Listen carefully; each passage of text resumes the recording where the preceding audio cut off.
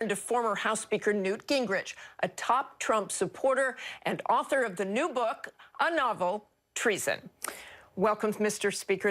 We're glad to have you here this morning. You heard Tim Kaine talk about his concerns over charges of a rigged election. But Mr. Trump has been continuing to ramp up the rhetoric and tweets and speeches. Senator Jeff Sessions joined the chorus yesterday saying they are attempting to rig the election. So who are they? And how are they doing this? Well, I think they are the news media. This is not about election officials at the precinct level. This is about last Friday when the networks spent 23 minutes on the Trump tape and less than 1 minute, all three networks combined, less than 1 minute on Hillary Clinton's secret speeches that were being revealed in WikiLeaks. And you look at that and you say, I mean, I think it's amazing that Trump is as close as he is right now, considering the one-sidedness of the news media barrage. And the best description of it is by Barry Castleman in his blog, where he said, this is a coup d'etat. He said 14 million citizens in private ballots picked Donald Trump. 20 TV executives have decided to destroy him. But you say it's not at the precinct level, but Trump has also told people to monitor polling stations. They should. You look at Philadelphia, you look at St. Louis, you look at Chicago. I mean, again, I'm old enough. I remember when Richard Nixon had the election stolen in 1960, and no serious historian doubts that Illinois and Texas were stolen. So to suggest that you don't have theft in Philadelphia is to deny reality. So you really think this election could be stolen? Do you believe that if Mr. Trump loses, it will be because of a massive conspiracy or fraud, not because more Americans voted for someone else? I think that without the unending one-sided assault of the news media, Trump would be beating Hillary by 15 points. I think when you look at WikiLeaks and you look at all the things she has said, when you look at the deals in Russia that Bill Clinton made and that the Clinton Foundation made, I mean, all this nonsense by Kaine about Russia, it's Bill Clinton, who got a $500,000 speech. It is the Clintons who got money for the Clinton Foundation from Russia. It is Podesta, who was on a Russian company advisory board that was apparently funded by Putin. So the news media's one-sidedness is the worst I've seen in my lifetime, and I'm old enough. That's a fairly long statement.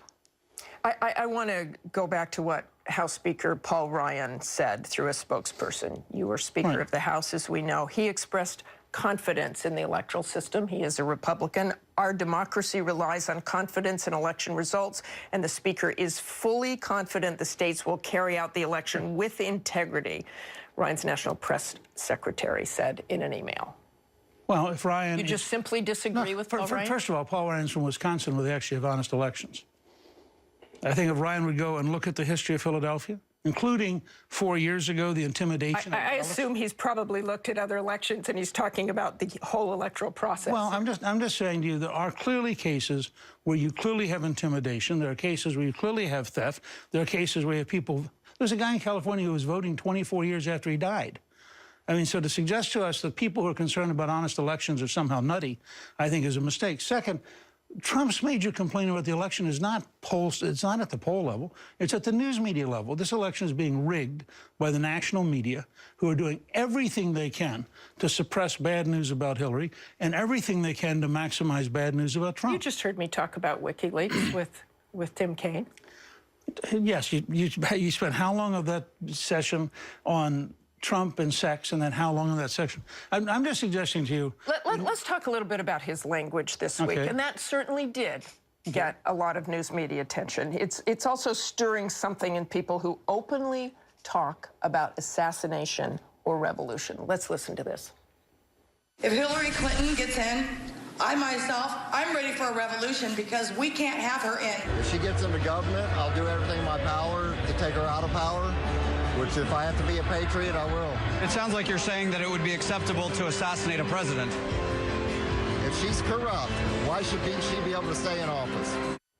He basically said it would be okay to assassinate a president. Governor Mike Pence was quick to rebuke the first voter, but are you concerned about all that talk of violent unrest if Secretary Clinton wins? First of all, to suggest that it's okay to assassinate a president, I think, is a felony. And I think that it should be. You can't talk about attacking or assassinating the President of the United States. And you shouldn't be able to, and that guy's a fool. But I think if I were to go out and look for the most foolish Clinton supporter and ask you to give them equal time nationally, I could find you some pretty nutty people who are for Hillary Clinton. But with things you're saying right now that the election is rigged, Senator Sessions is saying the election is rigged, Mr. Trump is saying, are you concerned what will happen if Mr. Trump loses and millions of his voters are told that the election was rigged? I believe the news media has done, but I believe the rigging is at the level of the national establishment. I don't think it's at the level of stealing votes at the precinct level, although I do think that. But you talked about that a little bit. Yeah, but I think there's no question that everything possible is being done to stop Donald Trump, and you're seeing a case study in how hard it is to be an outsider and the double standard of the national media, particularly if you're a conservative outsider. How do you explain 23 minutes on his tape and less than a minute total on the WikiLeaks speeches by Hillary? There was a lot of attention on that tape. There's been a lot of attention with what Mr. Trump has said since about the women who are accusing him of assault. I want you to listen to one of them.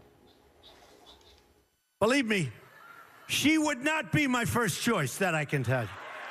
Man. You don't know. That would not be my first choice. He appears to be attacking these women's looks. Is that appropriate? I think it's stupid.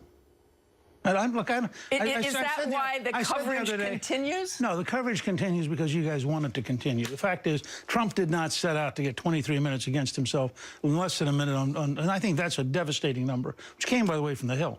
But here's my point, and I've said this publicly. There's a big Trump and there's a little Trump. The big Trump is a historic figure.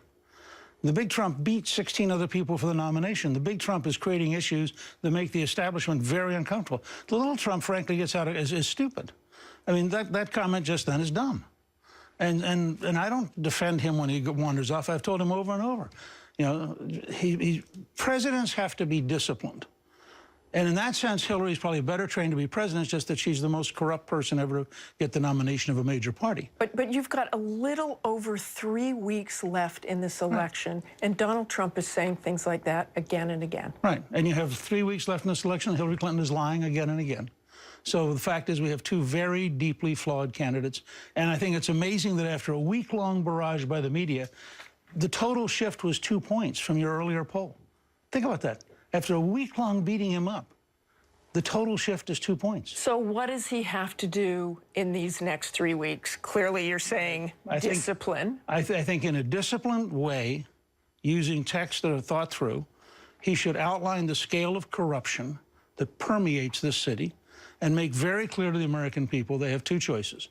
They can continue the corruption with the most corrupt candidate in history, and that's Hillary Clinton, or they can vote to clean up the city, which, by the way, will lead to the kind of problems that Scott Walker had in Madison. You try to clean up Washington, you're going to have huge forces in the streets, starting with the unions, trying to stop you, which is what happened to Walker. He had death threats. And this will attract the voters that Mr. Trump needs, Absolutely. not just his base. First of all, I think it will attract a lot of Democrats who, when they look at the scale of the corruption, will decide it's intolerable. And in the debate, quickly, what does he need to do? Be calm and firm and pleasant and just continue to say the things he believes. Thanks very much for joining us this morning, Speaker. Coming up, you've heard from both sides, but what are voters making of this dark week and an already ugly election? My trip to a key swing state brought some